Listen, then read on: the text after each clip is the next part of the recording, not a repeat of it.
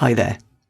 Hopefully by now you're really getting to grips with the Dorian mode and that you've been using it to construct some musical ideas of your own. In this session I'd like to share with you some of my musical ideas and how I like to use the Dorian mode to create bass lines that will in turn fit with both minor and minor seventh chords.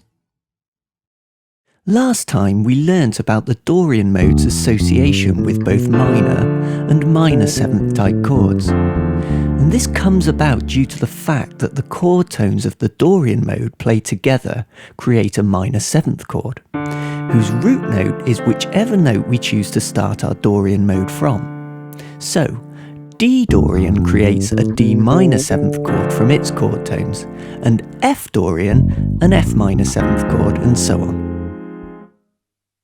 Now it's important to remember that we can use the Dorian mode to spell out the sound of both minor and minor seventh type chords. And this is due to the fact that the first three chord tones create a minor triad, which is basically a minor chord. And we can then extend that chord by adding the fourth chord tone to create a minor seventh. Now, think about the number of songs in music that contain these minor or minor seventh chords, and hopefully you can begin to see why I think it's important we know how to represent and spell out these chords as bass players in a whole variety of musical styles. Okay. To start with, I'm going to base my ideas in the key of C major, meaning that I'll be using the mode of D Dorian. So, to help us build grooves and bass lines that support these minor and minor seventh chords, we're going to use what we call a vamp. Now, a vamp is basically just a repeatable section of music that can contain a chord sequence, or in this case, just the chord of D minor seventh, for us to practice using the D Dorian mode. Here's the first example using a blues rock vamp on a D minor seventh chord, so I'll be using D Dorian exclusively. 1, 2, 3, 4.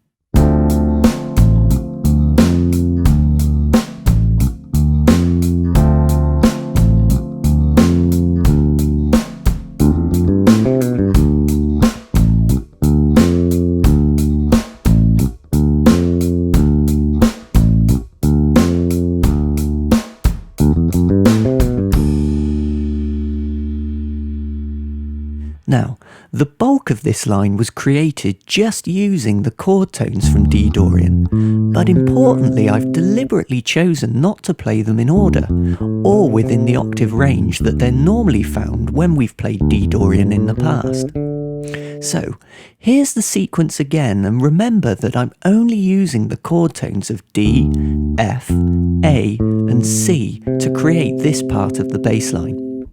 It goes from the root note D to a low fifth, A, to C, which is the minor or flattened seventh, back to the root, and then up to a minor third, which in this case is the note of F, giving us this groove when played in time.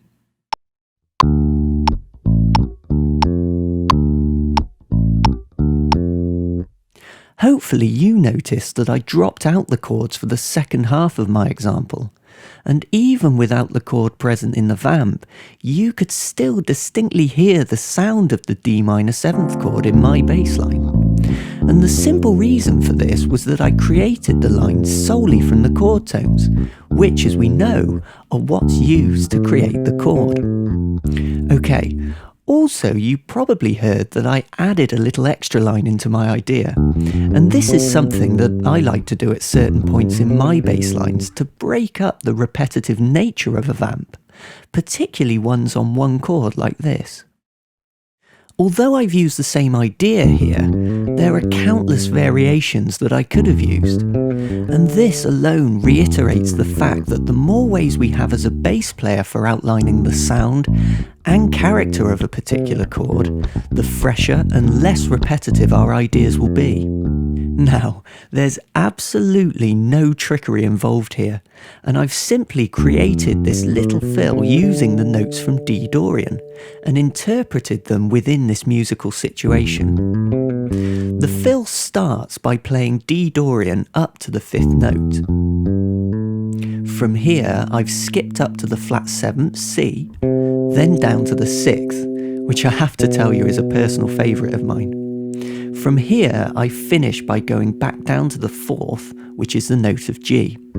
So, played in time, the idea sounds like this.